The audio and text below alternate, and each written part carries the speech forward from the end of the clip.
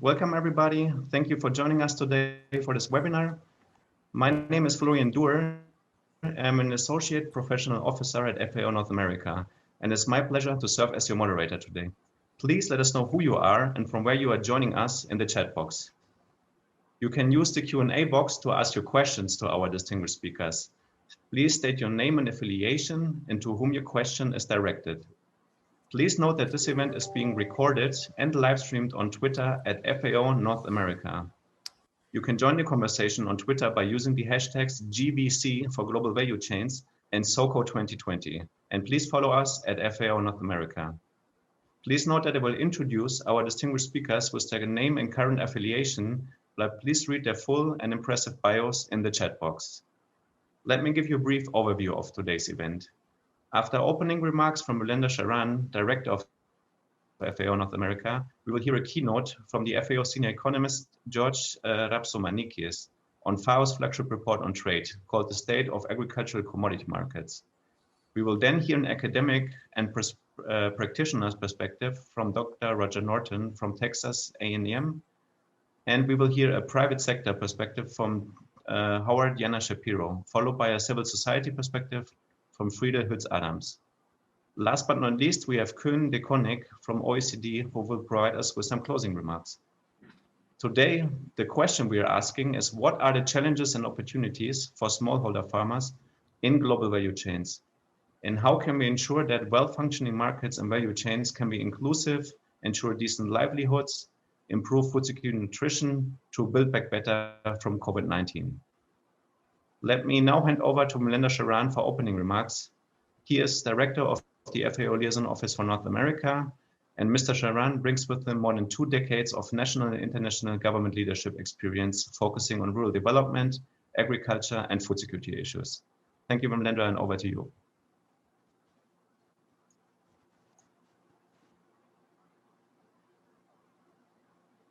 Thank you, Florian, and a very warm welcome to all our participants joining in from various parts of the world. It's indeed extremely heartening to see the level of interest this topic has generated.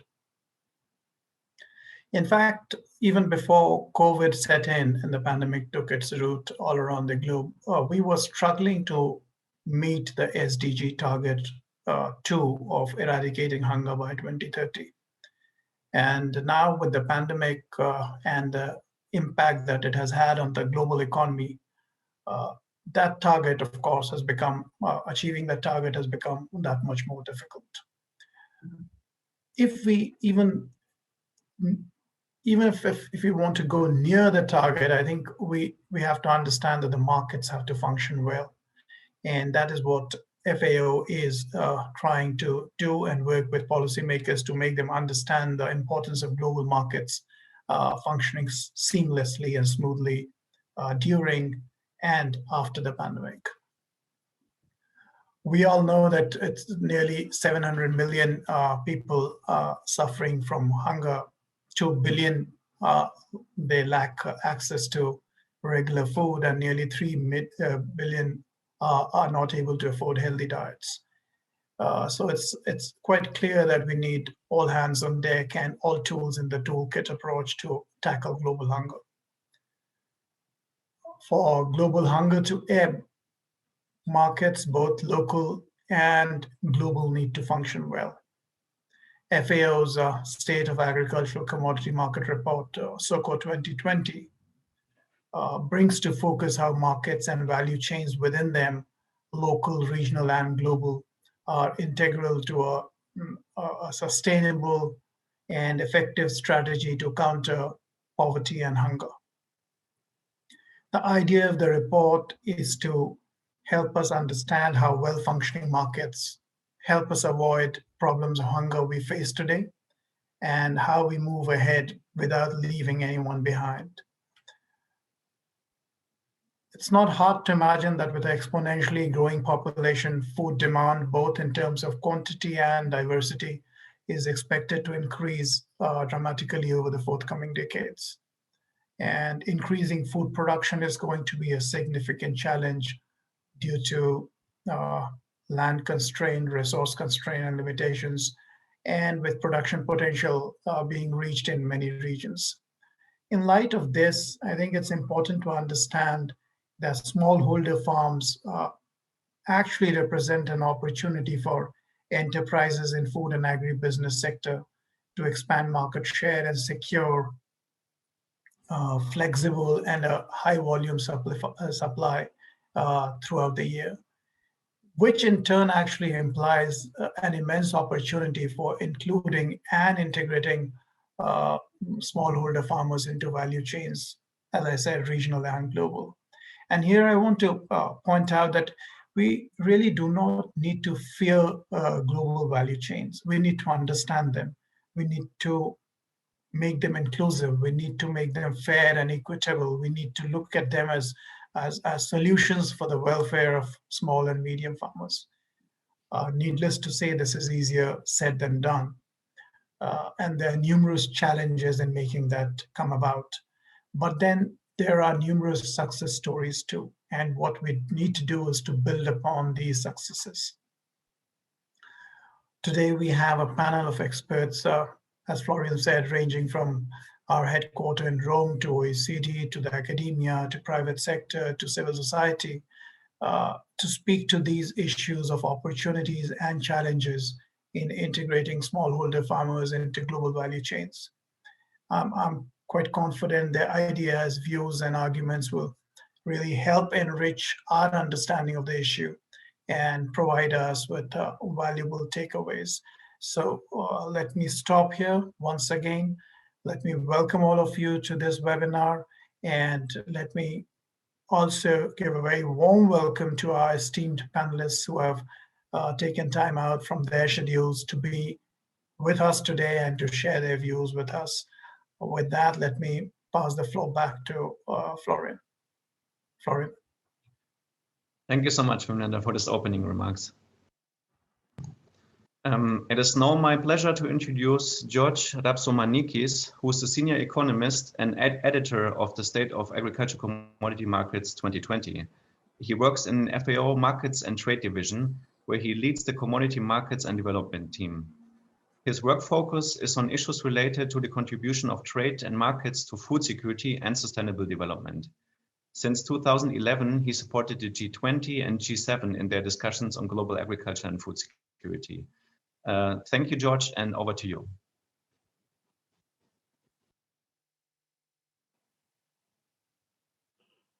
Thank you. Thank you very much, Florian. And good morning to all from the FAO headquarters in Rome. It is my pleasure to talk to you about the state of agricultural commodity markets, the 2020 edition, and many thanks to our office in North America for organizing this webinar. Let me share my screen with you. There we are. In this report, we look how agricultural markets and trade can contribute to sustainable development. Our starting point is that markets provide the mechanism and the avenue for economic growth. They expand choices for the consumers to meet their preferences. They provide incentives to farmers on what, how, and how much to produce. But markets generate also other outcomes, social outcomes and environmental outcomes that may not be always positive. For example, it is difficult for smallholder farmers in developing countries to compete in modern value chains. This can exclude them from the growth process and can result in inequality and poverty, which is very much the theme of this virtual meeting. So in SOCO 2020, we look at global value chains and the mechanisms that can help markets make a positive contribution to economic, social, and environmental outcomes. So in my presentation, I will focus on evidence mainly. I'll first discuss the evolution of global value chains and what do they mean for growth, and then I'll shift my emphasis from the global markets to the farm level, and I'll talk about business models that include farmers in value chains and help generate sustainable outcomes. Let me start with a quick look at the trends in global markets. And in this slide, you can see that international trade in food and agriculture has doubled in real terms since 1995. You can see the trend that picks up in the first year of the new millennium. This is due to economic growth, technological change, and policy changes. You can also see the change, the impact of the 2008 financial crisis and the slowdown in the growth rate that started in about 2012. Another point to keep in mind is that high income countries, which is the purple area in that graph, account for most of the agri-food trade, but developing countries and emerging economies are becoming more active in global markets. And in 2018, they accounted for about a third of the global agri-food trade. In this slide, you see the same data. It presents gross exports, but separates agricultural trade on the upper panel of the slide and food and beverages trade in the lower panel. And in each of these panels, we have decomposed trade into different parts that allows us to measure how much of these exports take place within global value chains. And a global value chain is formed when exports cross borders at least twice, or these global production chains encompass at least 3 countries. So for example, a country A produces oranges and processes them into a juice extract, which is exported to country B. Country B takes this juice extract and processes it into orange-based drinks and exports them to a third country. This is a global value chain. And it means that producers, processors, traders, and buyers are closely coordinated vertically and learn from each other. So in this slide, we decompose trade in different parts. So if you see the magenta area, it reflects non-global value chain exports. It is exports that cross border only once. It is the domestic value that is generated and exported to another country. For example, Canada exports wheat to Italy. This wheat is processed into pasta and consumed in Italy. The purple area in the middle is value added that is exported through global value chains, through forward linkages. It is value that is exported and then re-exported, very much like the example I talked before about juice extract and orange-based drinks. And the green area denotes the value that has been imported by countries and then used in the production of exports. Many countries import fertilizers. These fertilizers are used to produce food and other commodities, and then it is exported. So the purple plus the green area is the global value chain trade. And in 2015, over 1/3 of all agri-food exports were traded within a global value chain that involved at least 3 countries. In this slide, you can see the participation rates in global value chains, and you can see that participation rates can vary a lot across countries. Many countries trade more than 1/3 of their food through global value chains, and these are marked with a darker shade of blue. Others, they have a lower participation rate, which is a lighter shade of blue. And as you can see in your screens, if you look at Europe, for example, European countries, they they show high rates of global value chain participation.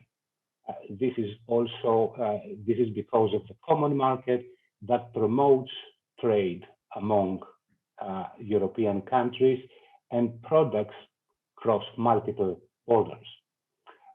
Other countries, for example, like Mexico, trade primarily with the United States and Canada through the NAFTA and outside global value chains. So goods change border only once. Participation in global value chains can have positive impact on productivity and efficiency. And in the report, we have estimated that a 10% increase in global value chain participation can increase agricultural labor productivity of over 1%. And these are the very short-term impact. In the long run, we have a cumulative impact. And as you can see on your screens, there is a positive relationship between the rate of growth in value added and the growth in global value chain participation for both agriculture and food and beverages. I mean, this is normal. This theory tells us that trade generates efficiency gains as countries exchange goods according to their comparative advantage. In the longer term, trade also brings about technological and knowledge spillovers. Knowledge is transmitted through trade, and this can add to this productivity growth. And these particular effects of trade, the spillovers of technology and knowledge, are more pronounced in global value chains, just because of the vertical coordination and the close linkages between farmers, traders, processors, and buyers. But the story about economic growth does not end here. And now let me shift the attention from the global markets to the farm and discuss how farmers could leverage these benefits of trade on growth. Smallholders in developing countries, they face significant constraints in integrating into markets and value chains. Nearly all farmers participate in markets, but the data shows that farmers in developing countries sell only part of their production, and this part is small. And you can see in the slide that in Ghana, on average, farmers sell about 46% of their crop production and retain the rest for consumption in their own house, in the household. In Malawi, the rate is about 21%, and in Uganda, about 30%. They have very low commercialization rates, and they do not add a lot to the liquidity of the household. And from the lower panel, you can see that women farmers face even higher obstacles to enter markets as compared with men. We all know that this low participation in markets can be explained by poor communication and transport structure that creates very high information search and transaction costs and results in thin markets. This also results in systemic market failures like price instability, missing markets for credit and insurance. So you can see very clearly the impact of search costs that are directly related to markets on the graph. You see that smaller farms are characterized by very low rates of market participation if you compare them with larger farms. And this is because search costs are fixed. If a farmer has information, they can sell any quantities they want, but smallholders are not able to overcome these fixed costs. And this explains why they sell a smaller part of their production as compared to larger farmers. What is very important to underline is because of these market failures, farmers cannot separate their decisions on what to produce, what to consume, how to invest on their farms, and how to invest in human capital on their families and livelihoods.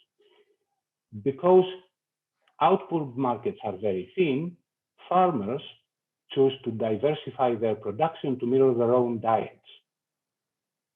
Because the demand they face is their own and it is determined by local conditions, it can be easily met by small increases in production.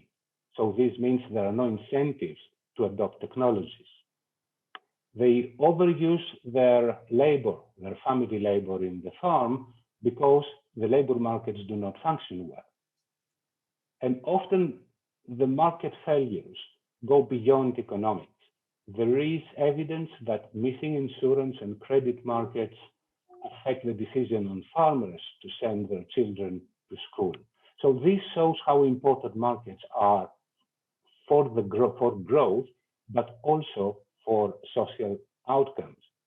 And it also underlines that the evolution of global value chains can marginalize smallholders, because global value chains, they have stringent requirements on food quality, on food safety, and on the delivery conditions. So together with public investments that should promote and upgrade skills and improve access to markets, there is need for complementary policies to improve conditions for the private sector to flourish. And in the report, we're looking at a number of solutions, such as contract farming.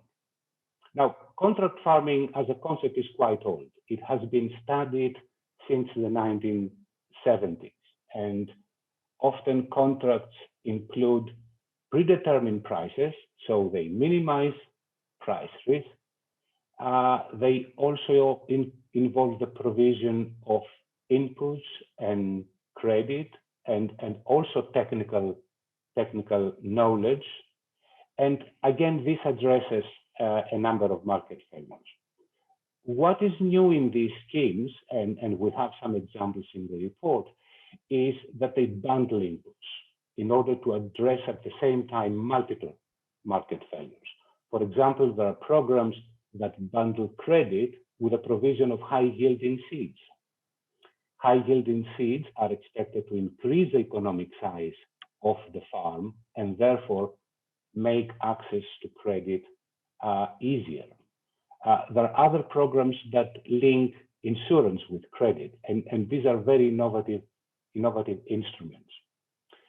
In our review, we find out that contract farming can improve access to value chains and can generate benefits for smallholders.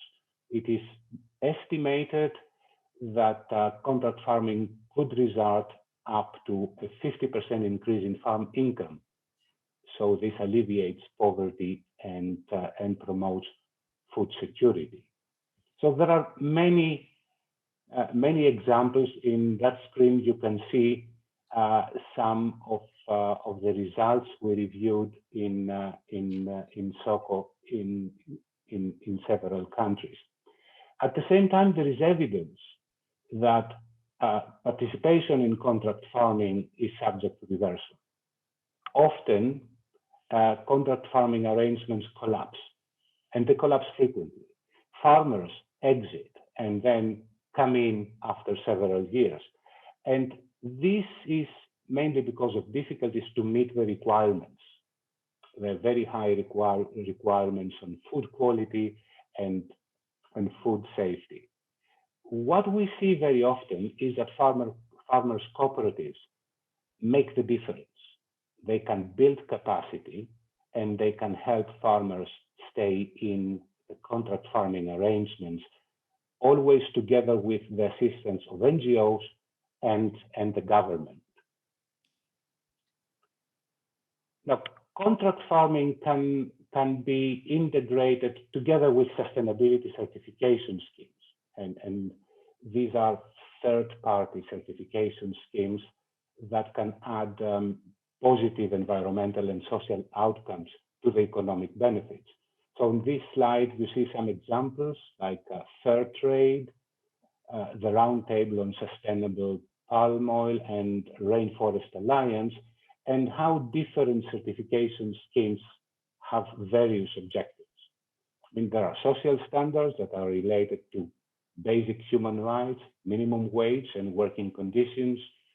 Other schemes pay farmers a fair price for their produce, and most of the schemes promote farm practices that can better manage natural resources and provide environmental benefits. These sustainability certification schemes are becoming progressively, they're gaining importance in global markets, and especially for high value products like coffee, for example. About 1/4 of the global coffee areas are certified through a number of sustainability certification schemes. And this is the way to harness markets so they can contribute towards the goals of the 2030 agenda for sustainable development.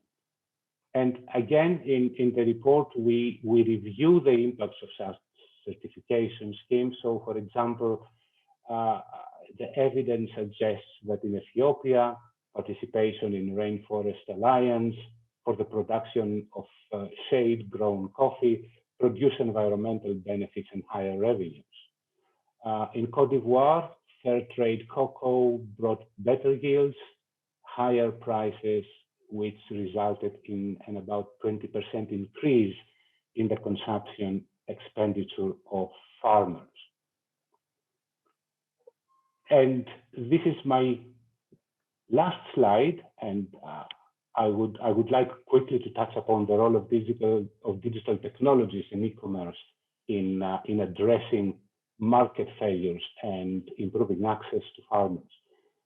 We read a lot about digital technologies nowadays, and in the context of markets, digital technologies reduce dramatically information and transaction costs. Are very good, so they can address a number of market failures. But accessibility is still limited in the rural areas in developing countries. You can also see differences between accessibility between men and women, and this is a manifestation of what we call the digital divide. If you look at Denmark, it has got the highest connectivity rate. 90% of rural men and women use the internet, and there is no gap between rural and urban areas.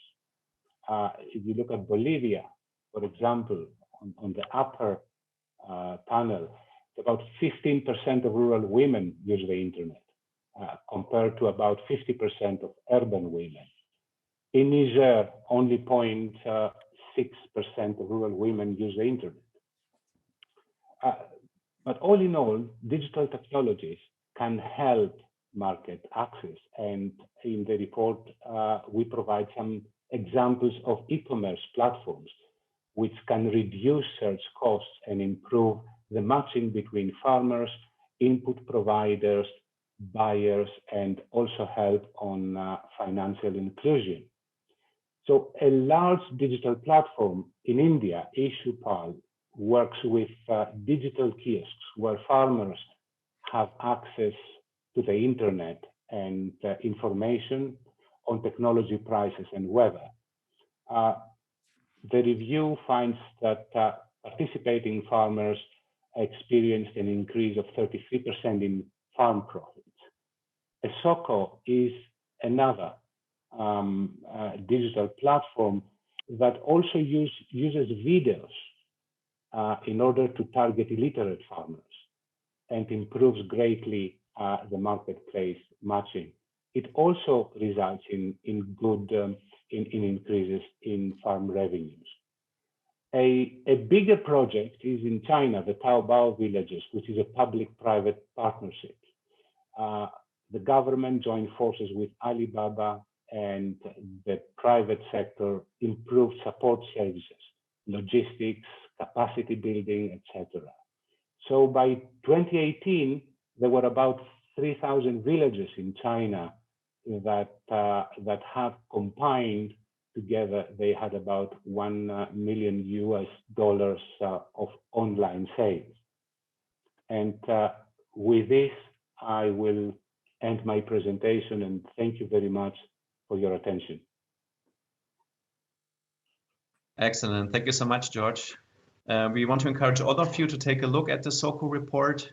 I think you can find the link in the chat box. Please take a look at it. And if you have any questions to George, please paste them in the Q&A box, and we will try to get as many questions as possible in the Q&A section.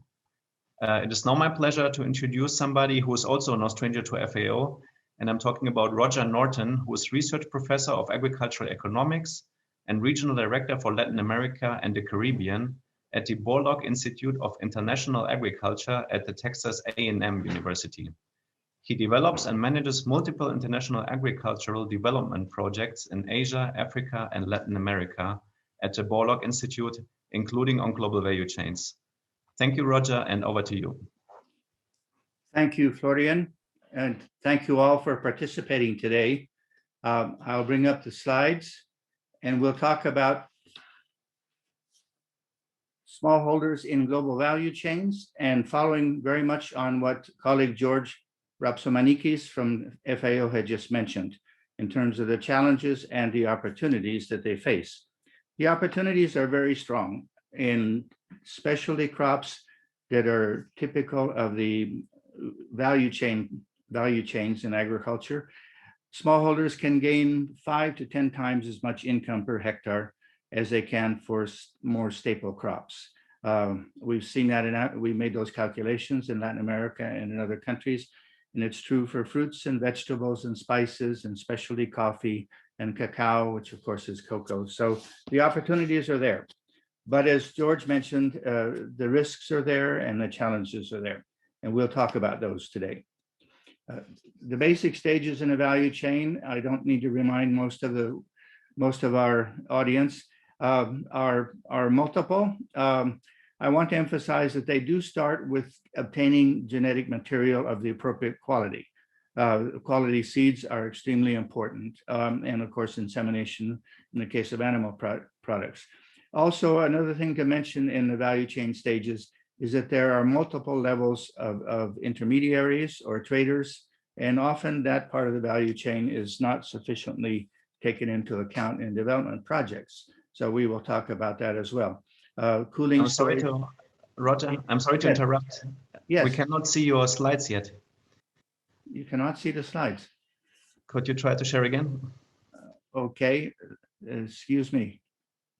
We'll do that again. Let's see here. Yes, that looks great. Thank you. Okay, yeah. Pardon the glitch here. Need some improvements in our own digital technology. So these are the basic stages in the value chain, and those I just mentioned some of the important things to keep in mind. Cooling, storage, transportation, and packaging are crucial to the success of a value chain, especially for these high value crops. And in that area, we also bring in governance issues. What is the role of public-private partnerships? Who is the owner? Who's going to finance them, et cetera?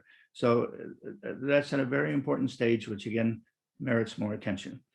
Value chains have flows in both directions. Products flow up the value chain, and value is added. That's why they're called value chains, of course. But information or knowledge, finance, and inputs and payments can flow down the chain.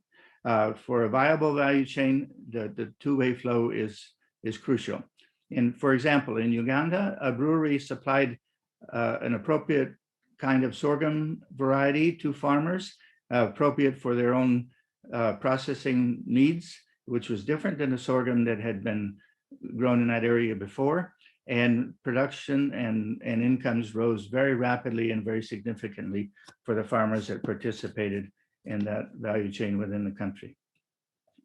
Smallholders do have an advantage in growing high value crops. They have more labor per unit of land by definition, and these high value crops are labor intensive. Family labor is typically more careful with the crops and hired labor is, and this has been noted by many participants in value chains in these countries, and they're generally more productive per hectare of land. But our work in El Salvador showed that high value crops are the most intensive, not only in labor, but in knowledge and in capital. So where do smallholders get all the required knowledge or information? Where do they get the capital? Those can be supplied by value chains. For farmers, value chains offer market outlets beyond selling locally. They offer access to markets for high value products and assured future markets if the chain is sustainable. And they can get access to technology or knowledge, as we mentioned, and finance for higher productivity. For buyers and processors, they also gain from value chains because they can get more assured sources of supply. And obviously, exporters and processors have their own commitments on quantities that they need to deliver. So getting assured sources of supply is very important for them. They can also get better quality and more uniform products through their relationships with the farmers in the value chains. Our work in Colombia showed that actually exporters usually prefer to work with smallholders. They feel they're more receptive to technical advice. And as we mentioned, cultivation is usually more careful, and field supervision by the family members is more effective. And by working with large numbers of smallholders, they can diversify their risks. Local climate problems or infestations in one area may not affect other areas. The foundations of a value chain to make it viable are, first of all, trust and cooperation among the actors, and sometimes that's called value chain governance. Joint approaches to solving problems. They have to work together to deal with the issues that come up in value chains, quality issues and other kinds of issues. And this, of course, is the governance point where many institutions can participate, including governments, of course, including financial institutions, including NGOs, including research institutions. The flows of knowledge among the participants are crucial. And very importantly, each actor in the value chain has to have a profitable participation, profitable activity. And each stage of the value chain has to be competitive. If they're not profitable at each stage and competitive, they will collapse. They will not be sustainable economically. Trust is so very important. The producer needs to know that harvest will be picked up on time and payments made. That sounds simple and obvious, but in many cases, payments are actually not made. The buyer needs to know that the products will be delivered as agreed in quantity, also in quality, and in timing. They make their own commitments, onward commitments, as mentioned. In the case of Rwanda, for example, we looked at the tomato producers, and they dealt with two enterprises there. One of them they had a very good relationship with that produced tomato juice and other kinds of processed products. The other one they didn't have good relationships with because they wouldn't pick up the tomatoes as agreed in terms of timing. And the tomatoes would be left by the roadside under the sun and of course would degrade. And when the buyer finally came, the buyer would pay a lower price, alleging that the quality had deteriorated. Of course, no fault of the farmers. So these are simple things, but they often get in the way of the functioning of the value chain. Value chains do not always work well. Producers, as mentioned, may allege that buyers don't collect the products on time or pay late or not at all. Buyers may allege that the products offered are inferior in quality, or producers actually may break their contract, which is often verbal, and jump to another buyer. These value chains work best for high value products because they involve specialized knowledge, and usually there are no alternative buyers that would offer a higher spot price for those products. And they also work best when the relationship between producer and buyer involves technology transfer and finance is not limited to negotiations over the sale price. If the relationship is limited to discussing the price and haggling over the price, it's inherently an adversarial relationship. So we need to get beyond that and realize that everyone benefits from a well-functioning value chain and that there are issues to be solved. and they can be solved through cooperation. So that kind of relationship, that richer, broader relationship, is key to the sustainability of the value chain. To achieve scale, now this is a challenge always for smallholders because of the size of their production. As George mentioned, they can form cooperatives. Sometimes cooperatives are intensive in capacity building. We know many stories of having to go through many changes of administration in cooperatives and taking years for them to be fully functional. But when they function well, they have multiple benefits. Contract farming, which George mentioned, of course, is a very important way to achieve scale. I've seen cases where farmers can actually lease out their land as a group to a buyer who cultivates the land with new technology and produces more benefits, and also can hire them to work on the land. So they can see this model, and then before they take the land back at the end of the lease term. They can also associate with a large farm that provides the services of grading and transportation to market, which is called the nuclear farm model. I've seen that for milk in the Dominican Republic. I've actually seen that in Eritrea for vegetables. Quality, well, to step back, quantity and quality and reliability as a supplier are the keys to staying in high value markets for smallholders. Quality has so many dimensions. It has food safety requirements, of course, and they are, of course, increasingly stringent. But quality embraces many, many other dimensions, including simply product appearance, uniformity, taste, degrees of ripeness. Harvesting at the wrong moment is often a serious problem. Resistance to disease, humidity, impurities, which affects processing capabilities, proper packaging, environmental attributes, treatment of labor, as has been discussed, and their certifications, and special characteristics, certificates of origin, organic, and so on. There are many other dimensions, but just to convey the point that quality is multidimensional, and of course, in the end, it is in the eye of the buyer, in the eye of the beholder, who is the buyer in this case. And farmers need to deal with these quality requirements if they're going to be able to stay in a value chain, and that is one of the major challenges. Quality does start with genetic material. For example, in Nepal, there's a serious problem with the rhizome root disease, and often farmers plant diseased mother rhizomes. Passion fruit in Latin America, in Africa as well, is notable for being susceptible to diseases, and farmers are not aware that they're planting diseased material. Sanitary controls on local plant nurseries need to be strengthened. For that reason, they often sell farmers products or genetic material seeds and seedlings which actually are diseased. Another issue is that the genetic material may be a mixture. We found that coffee farmers, for example, in Central America, say they have a certain variety of coffee, and when it's analyzed genetically, it's really not that variety, or it's 40% that variety, or 60%. Over time, it has evolved or been mixed with others, and it isn't really what they think it is. In Colombia, for example, it's been found that farmers plant a mixture, a bag of different varieties, and so that affects the ultimate quality because of lack of uniformity, lack of maturation dates, and so on. So this genetic material issue is terribly important. Distribution channels for high quality seeds need to be strengthened throughout the world.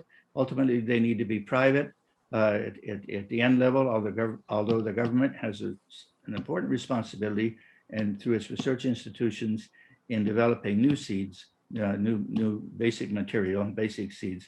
But the distribution channels definitely need to be strengthened. Rwanda developed a viable two-tier system for seed multiplication, where they had different levels of supervision and different prices accordingly, but they could bring the better seeds closer to farmers in that way. Quality requires very good handling in the value chain, timely harvesting, and harvesting that doesn't damage the product, which is often a problem in mango. When they cut it off the tree at the stem, they often nick the product itself. Bacteria enter and it begins to degrade. It requires post-harvest drying and cooling on the farm. It can require a cold chain, transportation, and packaging that safeguards the products, and pre-processing, such as washing ginger in Nepal. There are, of course, important risks for farmers.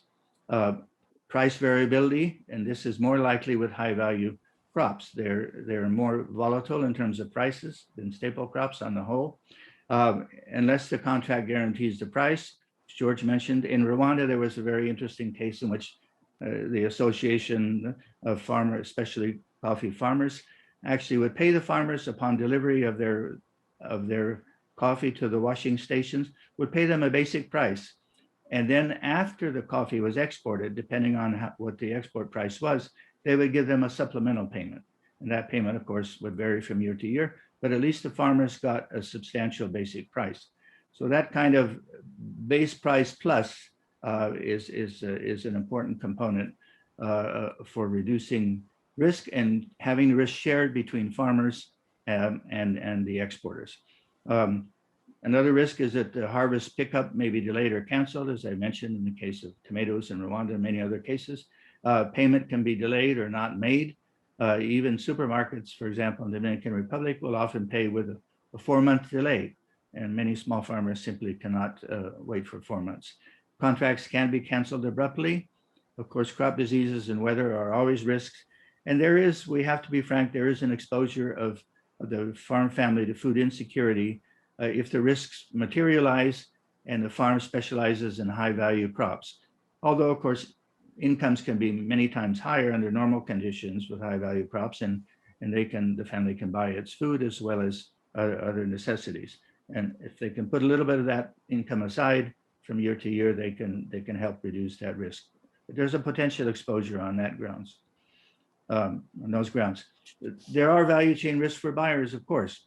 The harvest delivery timing can be delayed, which can affect the buyer's own commitments to sell onward. The quantity of the harvest can be less than the agreed amount for either for weather conditions, plant infestations, or for other decisions made by the farmer, which again affects the credibility of the buyer in terms of the onward commitments. The product quality can be inferior, less than desired. And farmers can, of course, jump to other buyers who offer a higher spot price, which again is less likely for the specialty crops. I would like to devote the final comments to the role of intermediaries and marketing and final markets. Many times a project will identify potential markets, but go no farther than that, a development project. These are crucial value chain links, but often are overlooked. So here are some of the issues and conclusions about these links in a value chain for projects. Local crop transportation is a weak link. It's often done in small trucks, of course, to navigate unpaved roads by informal traders.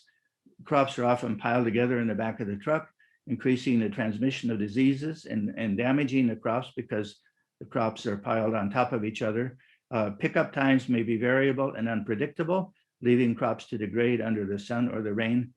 And the farmer's position is weak for negotiating prices unless they're organized, for example, in a cooperative, and a price is agreed upon in advance, as in the case of contract farming. For cardamom in Guatemala, for example, and by the way, Guatemala is— Roger, yes. Sorry to interrupt, but could you please wrap up within the next minute? Yeah. Thank you. Okay. Guatemala has 6 levels of marketing intermediation between farmer and exporter, so the farmer's share price is very low. Cold chain issues, it's important to remove the field heat from horticulture crops with simple evaporative coolers or wind tunnels, etc. Cooling stations and facilities along the chain need to be profitable. So who owns them? Who finances them? Governance issues. Refrigerated trucks may not have systems of controls over maintenance of temperatures. We've seen cases where drivers turn the cooling off. Common packing issues. In Jordan, they were not able to obtain the export shipping crates of the type permitted in the EU for their vegetables. The importance of crates of other kinds for other products are really important. And frequently wood or cardboard crates are used which cannot be cleaned sanitarily. So you cannot guarantee the food safety issue. Exports in domestic markets, export markets can take 2 years to develop after a trial shipment. And of course, prices on arrival can be discounted or not paid. So exporters have their risks, including in the shipping process itself. So here are some conclusions about those concerns for a project. A project should cover an entire value chain. It should start with the markets and work back to the production end, not vice versa. They often start at the production end. The expertise of marketing agents is valuable, and local marketing agents and intermediaries, and they should be participants in the project and beneficiaries in the project. Governance issues are really key, including for processing, storage, and transportation facilities, and risk-reducing strategies are vital for all participants in the chain, and coordination mechanisms among the chain participants, of course, should be promoted for that reason. Thank you very much. Excellent. Thank you so much, Roger. And indeed, I think it's great that you highlighted governance issues, issues of trust, of course, and land ownership, which all are really key, and certification schemes as well. So now it's my pleasure to introduce Howard Yana Shapiro, who is Distinguished Fellow for Resilient Landscapes at the World Agroforestry Center in Bogor and Nairobi. And he's also a Senior Fellow on the College of Agriculture and Environmental Sciences at the University of California, Davis. And Howard also brings with him decades of experience in the private sector. So we're looking forward to hear a private sector perspective on these issues. Over to you, Howard. Thank you so much, and thank everyone who's participating today. These conversations about supply chain smallholders are critical, but I think there's a background that has to be established as well to what a smallholder is. And part of the issue is we have a concept of homeostasis or homeostatic self-regulation, self-correcting systems in agriculture. And that's largely been debunked because we're seeing agriculture and agroforestry turning out to be exquisitely sensitive to turbulence in many ways. So many of the things that we thought, plant a seed, get the crop, take it to market, in the last 20 years have had so much upheaval because of many considerations, including climate change. And we can see this everywhere in the world. When you have a term like the term wicked, and wicked is the term used to describe some of the most challenging and complex issues of our time, many of which threaten human health. They're big, systematic, and far-reaching. They're global, they're interdependent, they're nonlinear, they're economic, they're environmental, they're personal, shared, and they're human. So I want to take that tack on smallholders. And to give an example of how quickly something can turn wrong, in the late 1980s, Brazil was the second largest exporter of cacao beans in the world, second largest. And in less than 18 months, they became a net importer because of one small little thing called witch's broom, Crinopellis perniciosa. And this pathogen destroyed the tree. There's no resistance at that time. We hadn't developed genomics in the late 80s the way we have them today. We hadn't completed the cacao genome, which I led in 2008 to 2010 and published into the public domain. So in less than 18 months, the second largest producer of one of the top 10 traded commodities in the world, the entire industry was collapsed. Not only was the smallholder collapsed, the intermediaries collapsed, the shipping companies were collapsed, all the large trading companies, the Cargills, ADMs, Olams, Barry Callebaut, closed their offices and the industry collapsed. So for a smallholder, they're sitting out there on a powder keg, if you will, of complexity. When we talk about research for the smallholder, sometimes it's used as a verb, sometimes it's a noun. To investigate or establish facts and hypotheses, theories by scientists, farmers, local knowledge, and citizens, or it's the output from the investigation, observation, and study, often reaching policy. And then if we look at the word science, if you will, as a noun, it's knowledge derived from theory, experimentation, and analysis. The smallholder is oftentimes told what science is, but not asked to participate in the process. It's sometimes shorthand for systematic scientific methodologies, which may or may not have application. Then there's the word technology. practical application of knowledge. It's a process, it's a method, or invention derived from science, goods, or industrial knowledge, where the private sector comes in, because the private sector generates industrial knowledge, which they try to share, in many cases, up and down the supply chain to make it more viable. And then innovation or innovate is a verb or a noun, depending on how you use it. It's transforming a new idea into a needed good or service, taking something new to scale. And the reason I mentioned the word scale at this point, because many interventions are not at scale. They might help a few farmers here or a few farmers there, but the notion of a scale issue, and that's where everything is really one. You have a discovery, you translate it, and then you scale it. And this is where the problems happen. But for a smallholder to be successful, I'd like to pose a few issues for you to consider that are more than just the simple supply chain conversation. 37% of the traditional, regional, local, non-urban populations of many parts of Africa, stunting is at 37%. In India, in the rural sector, it's 48% of the children under 5 are stunted. We're creating a potential future of people who will not be any of us on this call. They won't be Barbara McClintock. They won't be Norman Borlaug. They will simply have not had their neural tubes developed. So we must end in the rural sector before we can have a viable supply chain, chronic hunger and malnutrition, stunting, which is not only physical and neurological, it's also economic. So we have to fix nutrition in the supply chain at the lowest level. There must be resilient productivity. And the reason I use the word resilient is that it's the ability to respond quickly to a problem.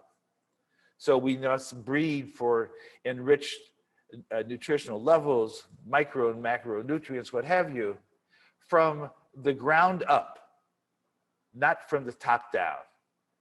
If I look in Africa, where I've worked extensively, like many people on this call today, the improvement on the backbone diet of the rural sector, which is the smallholder, which conglomerates to the export markets, is terrible. Almost no improvement has been made in maybe the keystone 100 food crops of Africa, the household garden. So we took it on a few years ago. Let's work on that. We now have 238 breeding programs going on, Pan-Africa. We've trained 115 mid-career scientists. So we're trying to fix that problem of resilient productivity and increasing nutrition. Waste. Waste is such a massive problem at the smallholder. It's almost impossible to imagine what aflatoxin causes. Aflatoxin, mycotoxin, ochratoxin. These are Aspergillus flavus, Aspergillus parasiticus. They can cause 25% more or more of the world's food crop to be destroyed annually. This is from 2018, not that long ago. Only 4.5 billion people are chronically exposed to aflatoxin through food waste. So supply chain is not fixing that.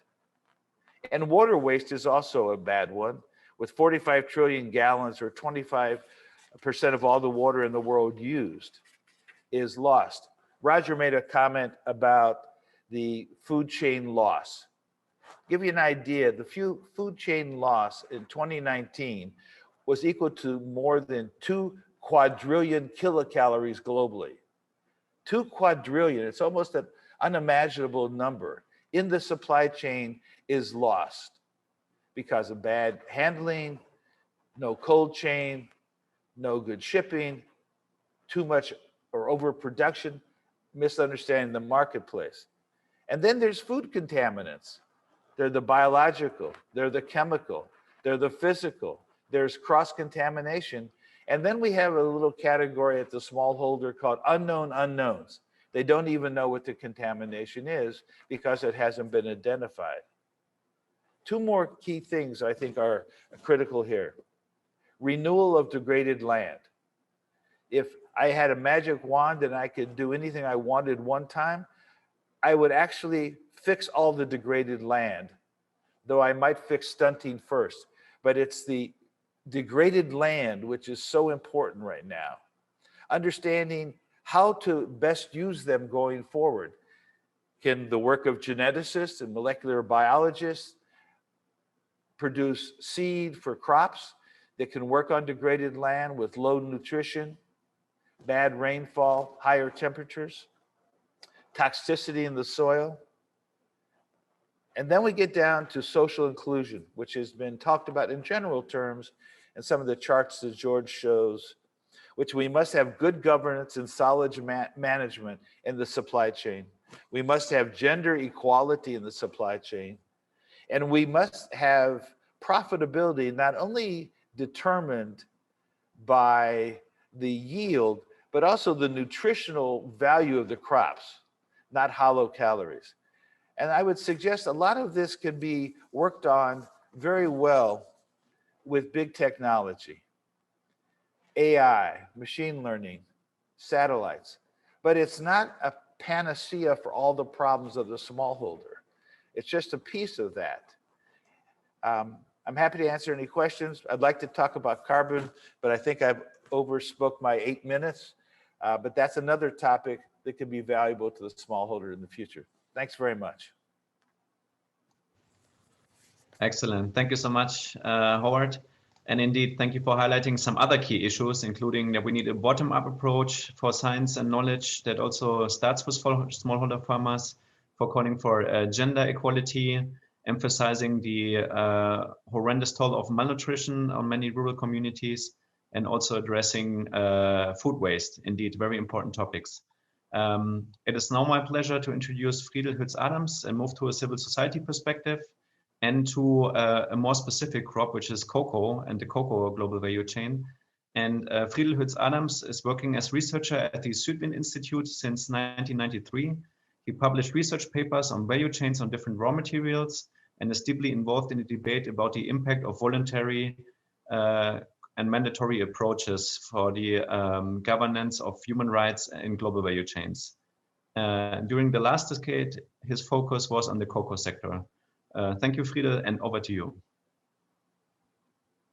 Yes, hello. Thank you very much for the invitation. And I hope that the PowerPoint presentation will be working now. I see already a problem. Do you see my screen? Yes, we can. Yes, I was introduced as working for the Südwind Institute, but the cocoa barometer we work on with a group of people and as a voice network, NGOs and unions globally who work on cocoa. And all 2 or 3 years we publish a cocoa barometer since more than a decade now. First of all, I want to focus on something which was not mentioned today yet, but which is a very crucial thing in our work as an NGO. And this is that a just and favorable remuneration for what small-scale farmers are doing is a universal part of a universal declaration of human rights. We see that often in value chains, we have a lot of discussions about productivity, about impact of projects and on quality, but not much about remuneration, which is closely connected to prices. I will come back later to this.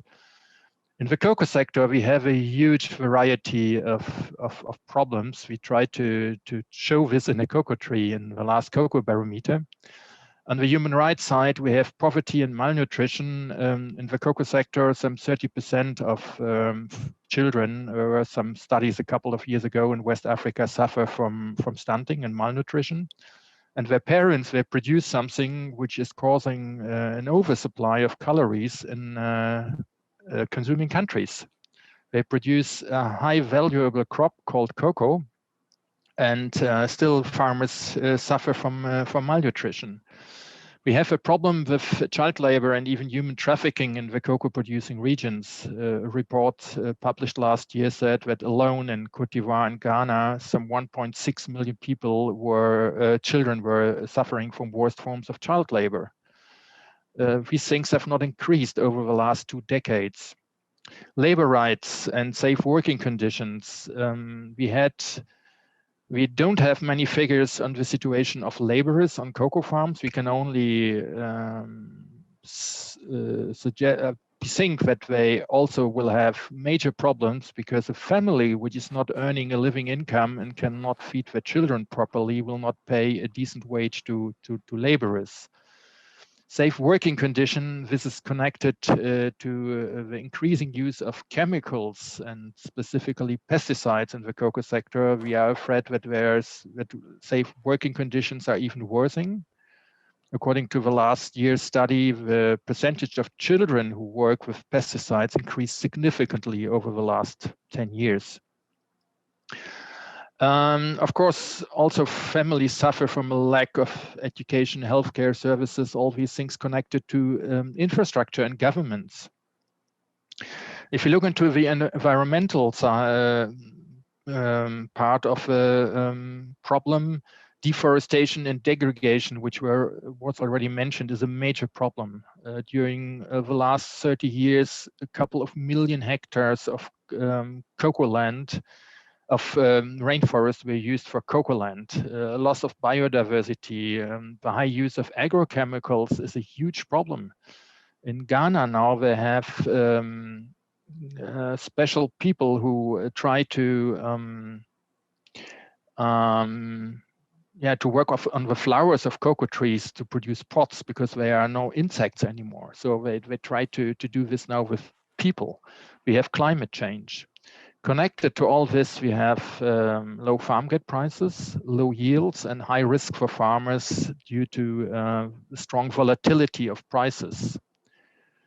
I can only talk about a very few points of a cocoa barometer. One of the striking things was that we tried to find out where was cocoa production increased during the last decades, and you see here by far the highest increase was in the Cote d'Ivoire, the country of the main cocoa producing countries with the lowest human development index. So in the poorest country, we had by far the highest increase of production, followed by Ghana.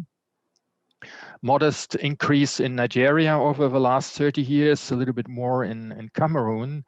Meanwhile, in Indonesia, production increased in the 90s, but then fall and nearly to a third of what it was 15 years ago. So there's only over the 30 years a modest increase of production in Indonesia. There is a higher increase even in Ecuador, not high compared to West Africa, but Ecuador and Peru, where was a lot of involvement of government money to increase productivity. We heard already that Brazil had a problem with diseases, so Brazil nowadays is a net importer. What we see here is poor countries increased cocoa production, and the question is, will they get more wealthy with it or not? If we see the development of inflation-adjusted prices, we see a clear trend since the 1950s, and this is similar to many other commodities. Inflation-adjusted prices of cocoa with high volatility halved. So many farmers who went into cocoa even in not so long time ago in the 1980s, who became quite wealthy farmers in West Africa, are now struggling with poverty due to the steep decrease in prices. When we looked into farm sizes, which is strongly discussed in the cocoa sector, because many companies say farmers should increase farm sizes, they should increase productivity. To escape poverty, we see that farm sizes are very small. We did this collection here. I got on an informal way from 12 companies. I got information on GPS polygon map farms. And the striking thing was specifically in Ghana that the figures with roughly 2 hectares are much lower than what we found in literature before. Also in Côte d'Ivoire, the average farm size seems to be much smaller than what we heard before. The problem is here, I can prove it, because companies, they have measured, according to what company said, one company said roughly 1 million farms in West Africa, but they are not publishing the data. They gave me them, and I'm allowed to publish the averages here, but not the names of companies.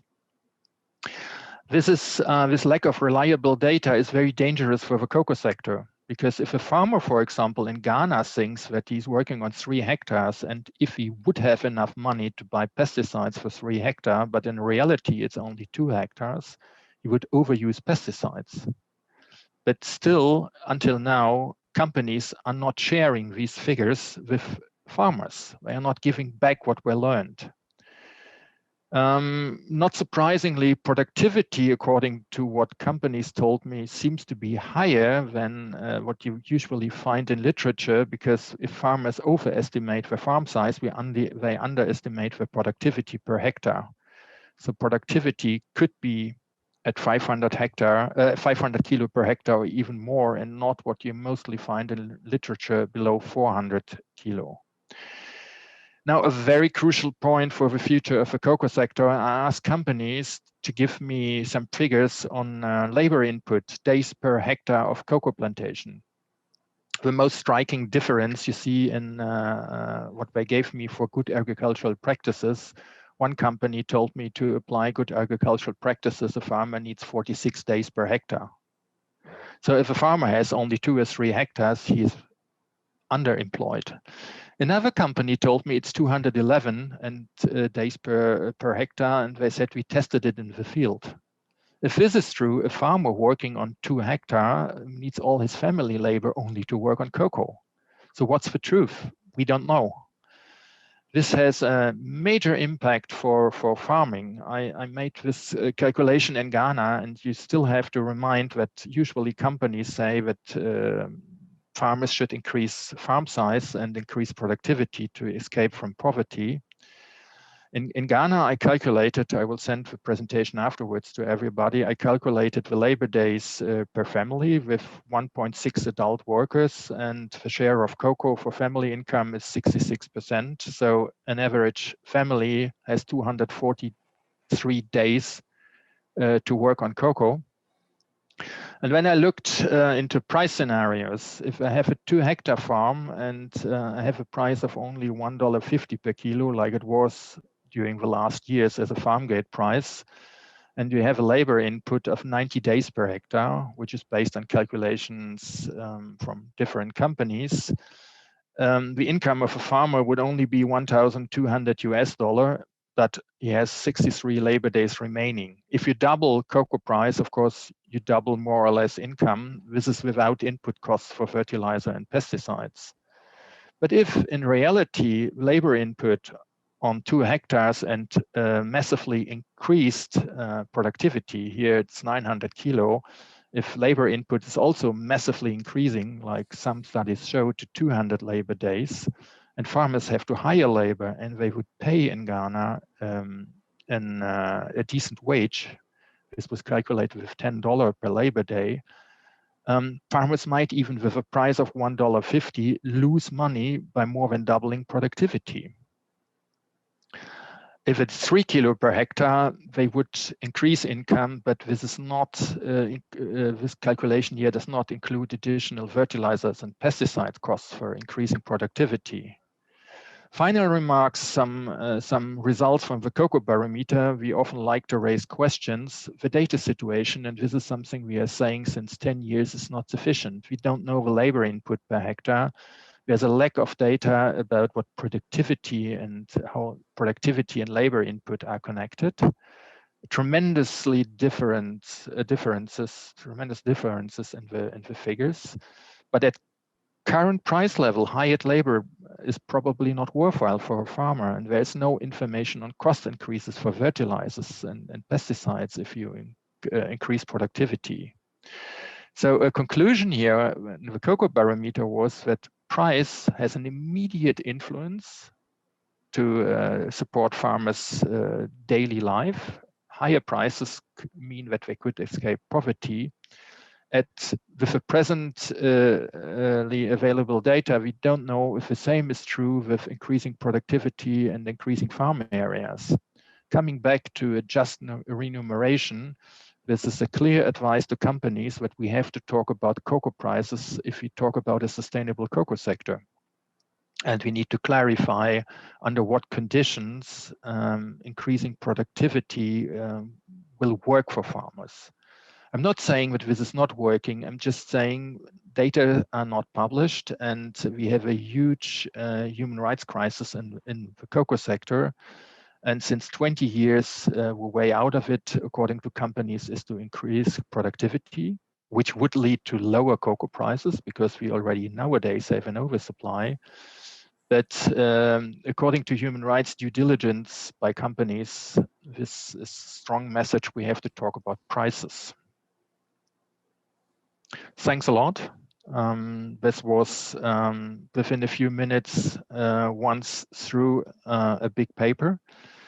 And many things might be very similar for other crops, and more you can read in the Cocoa Barometer. Excellent. Thank you so much, Friede. And indeed, please Google the Cocoa Barometer. It's a very interesting report, and the cocoa market itself is quite interesting. There have been lots of studies and reports about it, but as Friede mentioned, there are actually very big data gaps and very interesting data gaps there. And something that always struck me was that the majority of cocoa producers, at least half of them, have probably never tried a chocolate bar. And if you can sell your cocoa, you can also not eat it. So it's a very interesting report. Please look into it. Now, last but not least, we will come to a perspective from Koen de Koninck, who is an economist and policy analyst at the Organization for Economic Cooperation and Development, OECD, based in Paris. And he's the lead author of the OECD report, Making Better Policies for Food Systems. And thank you, Koen, and over to you.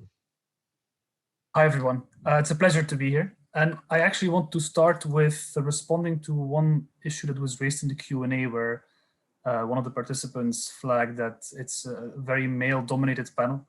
So I just want to apologize for that on our side, because actually the organizers did invite our director and my head of division, who are both women, but neither of them could make it. So that's how you ended up with me, unfortunately. I still hope that I can say a few useful things to wrap up the very interesting discussion that we have here.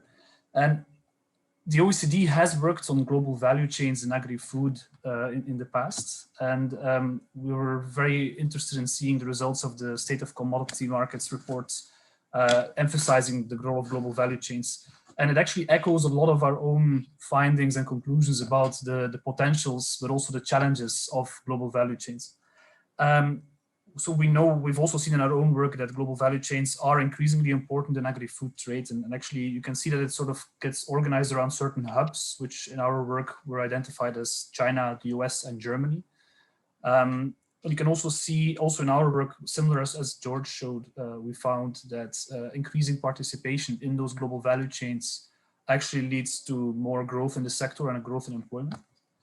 And one interesting finding from our colleagues was that actually if you distinguish between the export of primary products alone or the export of processed products, that both of those pathways seem to be feasible ways to generate more value. So sometimes there's a presumption that the only way to really add value is that you have to get into the processing, the downstream activities. But at least the work that our colleagues had done seemed to show that both of those pathways could work. What was interesting about that work are some of the policy implications, which again are very similar to what George and his team have found. And an interesting point there is that global value chains in a way magnify or amplify some of the findings that we already saw in earlier work, if you just think in general about agricultural development and the role of trade and markets. So for example, if you want to participate, if you want to just export a product, then of course you need functioning transport infrastructure, you need a good port, otherwise it's difficult to export your products. But if you're a part of a global value chain, you're also relying on inputs. So if you don't have functioning transport, you're penalized twice. Once because it's hard to get your inputs, and then the second time because it's hard to get your outputs out of the door.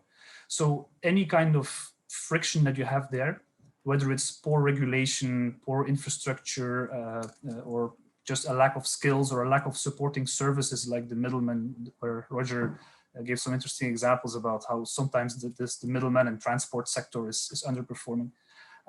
Anything that is actually already creating frictions in a normal situation does so twice as much if you're thinking in terms of a global value chain.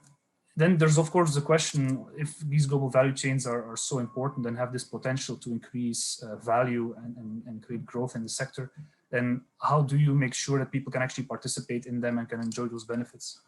And there also our work highlighted the importance of investing in the enabling conditions, so the transport infrastructure, but also, for example, education, to build skills so that people actually have the necessary skills to contribute. Because as Roger pointed out correctly, these global value chains, they typically insist on high quality standards, much higher than you would find in local markets.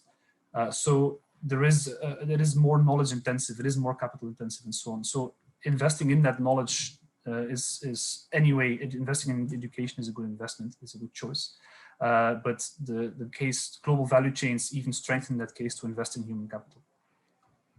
Now, I also wanted to raise another issue, because the topic today was in a way about the inclusion of smallholder farmers into those global value chains, and we've heard a lot of interesting examples about that. And as part of the SOCO report, there was also some interesting background paper talking about innovative ways of getting farmers to participate in those global value chains. But Friedel raised a really interesting point, and I think it's a point that deserves a little bit more discussion. It's this question that if you look across a range of commodities, you can see that in the long run, there is often a trend towards declining prices. And we also know that that is to a large extent caused by growth in agricultural productivity. And there's a larger structural change that you see. Many countries, everybody used to be in farming historically, and then people moved out of farming because farming became so productive that we needed way fewer people to work in farming. And that's a process that you can see all around the world. And this decline in prices is sort of the mirror image of that. It's one of the symptoms of that same process. So if we're thinking about the inclusion of smallholder farmers, we also have to be realistic and say that not everybody will be able to participate in these global value chains. So we also need to think about what will we do for the people who don't manage to join those global value chains. And in the OECD, we have done work, because it's not just an issue, of course, for developing countries, it's also an issue that occurs in high-income countries. We had done work where we emphasized the importance of distinguishing between making sure that the existing farmers who will be participating in these value chains, they can become more productive, or that they can diversify into other activities, or that they find profitable activities that are unrelated to agriculture. And actually, quite often policymakers are fixating on agriculture, on farming, or even on specific value chains. And that can often lead to counterproductive policy. So Friedel mentioned this idea that if you're thinking about cocoa producers and you're just focusing and fixating on increasing their productivity, so increasing productivity in general is not a bad idea. But if that is your only strategy, then that might not be what you want. And ideally, you would have something that is less biased towards a specific commodity or less biased towards a specific economic activity. Ideally, you invest in the overall environment, the transport infrastructure, the human capital, the skills, etc., so that you can actually have a richer and hopefully more diversified rural economy. And that point becomes even stronger once you start thinking more broadly, not just about livelihoods and farming, but more about this broader question of rural well-being. So there's a really interesting recent OECD report, which speaks mostly about the OECD context, but I think a lot of the findings apply elsewhere as well, which says that people still tend to conflate rural well-being with the incomes of farmers. But actually, that is not necessarily true. There's a lot of other activities happening in rural areas. There's also many people who are not even active on the labor market, who are not even economically active. So those people, their well-being is not just determined by farm incomes. Then it's determined more by things like the local availability of important services, whether there's a doctor in your village, for example, whether there's a good bus connection to go to the next big city, and so on. So there's a whole range of different tools that we can suddenly start thinking about to improve rural well-being. So those are just a few points I wanted to make about the limits to the idea of inclusion in global value chains. There's two more points I wanted to make, which have to do with work in the OECD that is also related to this topic of global value chains, which is that just earlier this week we released a new review paper where we look at the evidence on competition in value chains, not specifically in global value chains, but the general literature on that. And we there actually come to similar conclusions as something which Roger hinted at, which has to do with the important role of understanding in detail the architecture of a value chain, as we call it. And we warn against the idea of just looking at the number of companies as the relevant indicator for the degree of competition or the welfare effects of how a value chain is organized. Because what Roger pinpointed was that in many cases, contract farming, for example, it involves a transfer of technology, a transfer of inputs by processors or export firms to farmers. And then in turn, there is an understanding that those farmers will then sell the resulting product back to those firms. And that only works if you can be reasonably sure that the farmer will then not go and sell his inputs to his neighbor or sell the resulting product to a different buyer. So paradoxically, in some cases, and there's actually some emerging empirical evidence of this, in some cases, you might end up with a situation where there are too many companies, so that the different companies think that if they invest in upgrading the technology of the farmers, that their competitors will benefit from that. So that the companies become reluctant to actually do those necessary investments to upgrade the quality of the smallholder suppliers. So this doesn't necessarily mean that that is always what is happening, but it shows you the complexity of thinking about global value chains and the importance of really understanding what is going on the ground. And another aspect is whether we can also think about using global value chains as a tool to improve outcomes along that supply chain. And in that context, so George mentioned certification schemes. And I also want to highlight that the OECD and FAO have worked together on a guidance on responsible agricultural supply chains. And what this does is it actually provides multinational enterprises with a set of criteria and a set of tools for thinking about how they should improve the sustainability of their supply chains across a range of dimensions. So the different dimensions include human rights, labor rights, health and safety, animal welfare, but also things like the tenure rights over natural resources, so the tenure rights of local communities over natural resources, environmental protection, and so on. And it actually provides a toolkit to multinational companies for how they can screen their suppliers and their suppliers' suppliers to make sure that those supply chains meet the expectations in terms of sustainability. So I just wanted to share that because it's an interesting example of how you could actually use a global value chain to upgrade the overall sustainability of a chain from farm to fork, ideally. So with that, I'll give the floor back to Florian.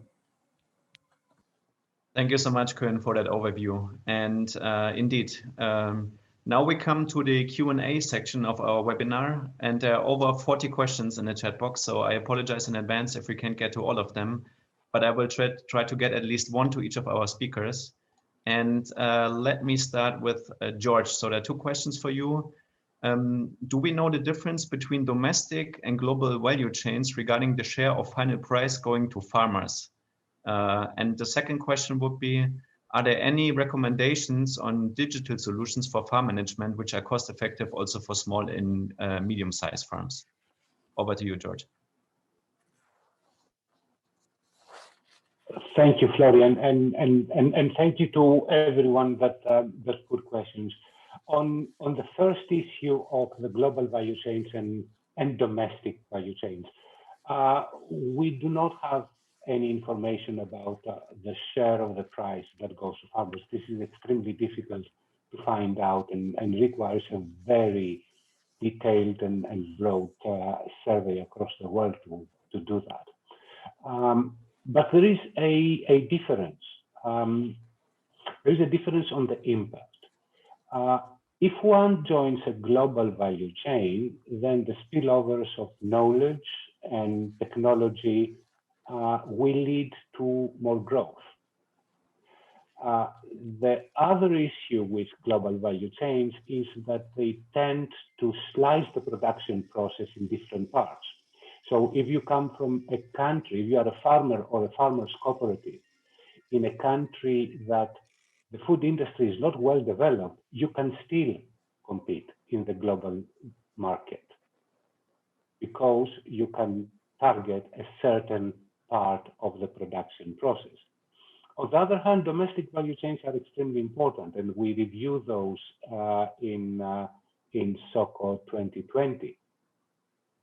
Basically, what we are looking at is high value products like fruits and vegetables, for example, that are also part of a global value chain. There are many farmers in Africa, especially, that export fruits and vegetables to the developed world.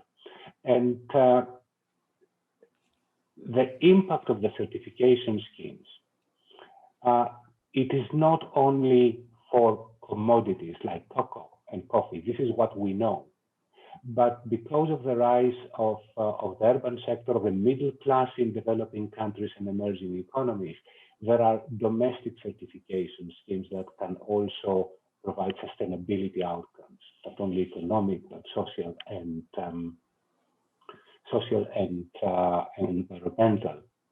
environmental outcomes.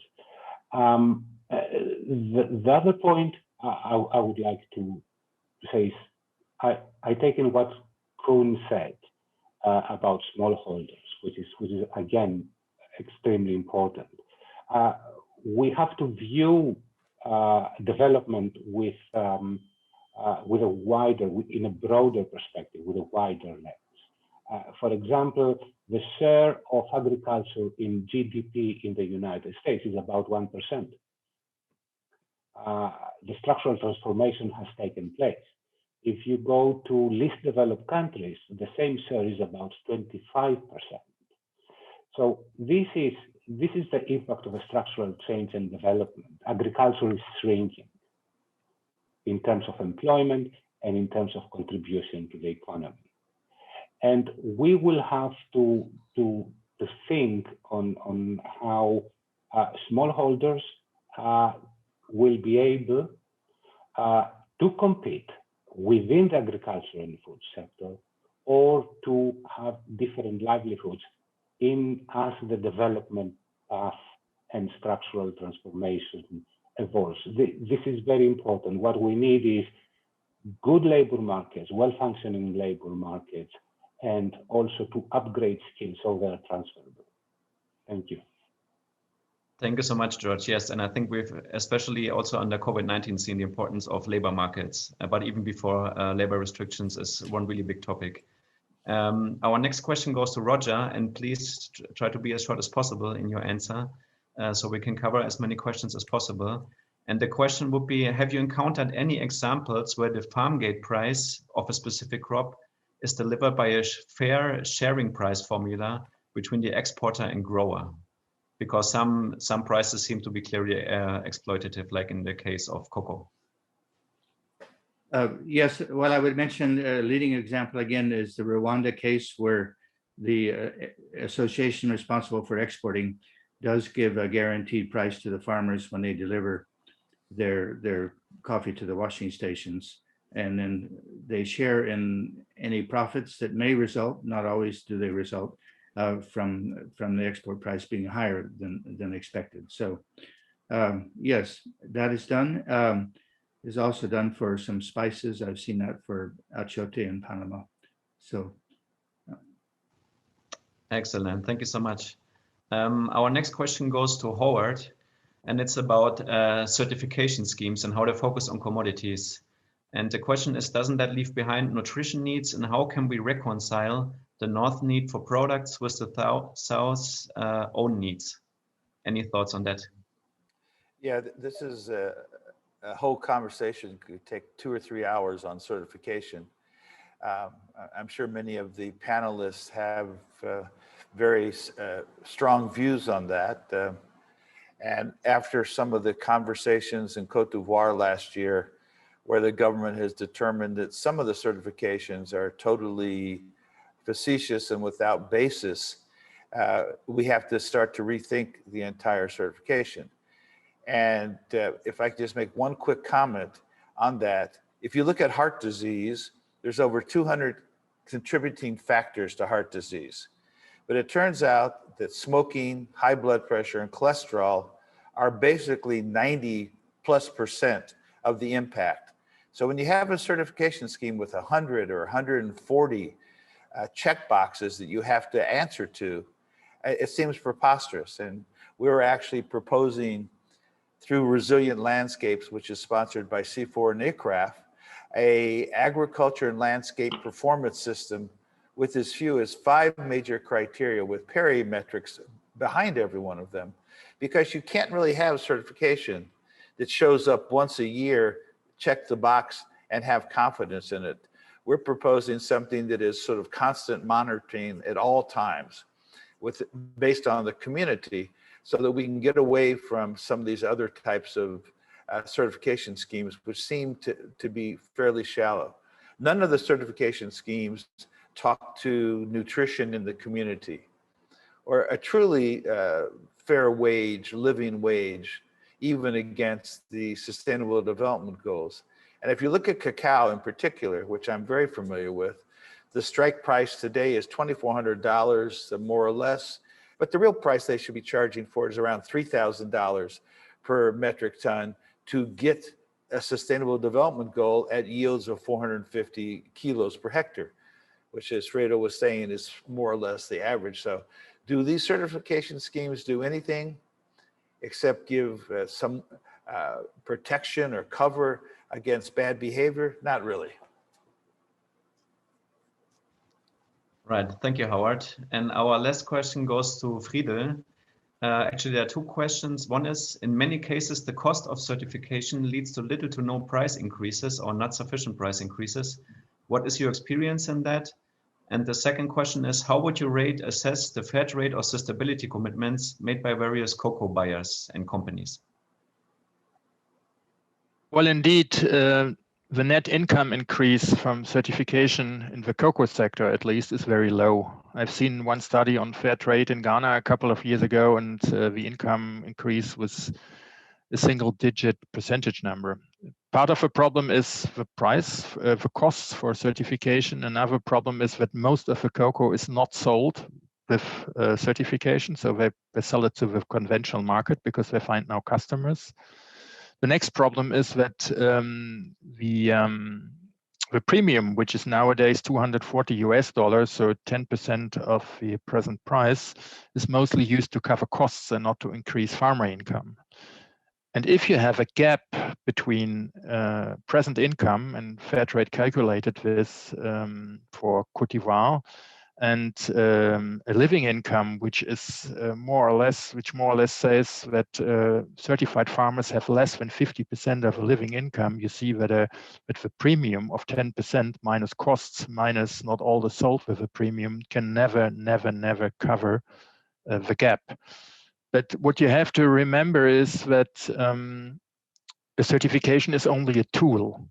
And when fair trade or others discussed with companies to increase the minimum price or to increase premiums, many of the companies said, if you do this, we might buy somewhere else. So we have a competition on being the cheapest certifier in all crops. And the benchmark is not a living income or a human rights due diligence in the value chain. It is to find the customer. That's the main point presently. And that makes it very difficult. Fair trade, they calculated a much higher premium to achieve a living income. I still think that this is too low. And some of the companies are testing it, but with small pilots with a few hundred farmers. There are a few million cocoa farmers and a few hundred, or perhaps even now some more programs popping up, a few thousand farmers are covered by the pilots. But at the same time, at least here in Europe, many of the big multinational cocoa companies and chocolate companies, they are in favor of a due diligence legislation by the EU Parliament. And this shows that they know that they need a significant increase in what they pay for projects, for child labor monitoring, but also for prices. But in a highly competitive market, they will never achieve it and stay on the market. So this is, from my point of view, this is the reason why many of the big chocolate companies, including Barry Callebaut, Nestle, you name it, Mondelez, Rittersport, Mars, they are all in favor of the legislation. They are calling governments to regulate them, because with market forces, you will never achieve a living income. Farmers, they can't really bargain. An African farmer, he can't say, well, I need $2,500 as a farm gate price, pay me more. If he would try this, he would not sell his cocoa. So the market is dysfunctional. Great. To be mindful of everybody's time, let us close here. Thank you for everybody who made the questions. We will also share them with our panelists should they wish to follow up. But thank you for your strong engagement in the Q&A box. And I know, let me just briefly try to give you a summary of the event. And we've heard from our excellent panelists, first of all from George, that over 1/3 of all agri-food exports are a part of global value chains already, being defined as involving at least 3 countries. We've heard that there are major challenges which involve less market access for smallholder farmers, that they can be marginalized, that there are market failures, and on the opportunities that global value chains can have positive skill and technology spillovers, that there's a role for public investment, that cooperatives can play a really important role. We've heard from Roger that, of course, major challenges include food safety, quality and quantity for smallholders, and that some opportunities might be to think about forms to diversify risk, that trust is really important along value chains, and governance as well. We've heard from Howard that climate change poses threats to global value chains, that pathogens can wipe up in major production countries even, causing also food loss and waste on quite substantial scale, and that therefore some of the opportunities might be to think about technologies, innovation, but not just that, but also bottom-up approaches that also think about gender, nutrition, and I think very important, his last comment was landscape approaches. We've heard from Friedel that there's a human rights crisis in the cocoa sector, that unsafe working conditions, child labor, agrochemicals, price volatility, data gaps are still major challenges, and that there are actually limits to try to solve everything by more productivity, and that a higher and more stable farmer income might be one key tool to achieve a more sustainable cocoa sector. And lastly, from Cohen, we've learned that competition can also be an issue in global value chains, and that we should think broader about rural well-being and using global value chains as a tool to really amplify the positive aspects of global value chains. So with that, let me thank all our speakers. Thank you so much for joining us and making time today. Thank you to all the participants for joining us today. And as always, we will share a recording and the slides with all participants. And with that, let me thank you and say, stay healthy and stay safe. Thank you very much for tuning in. Thank you, everyone. Thanks. Bye-bye. Thank you, everyone.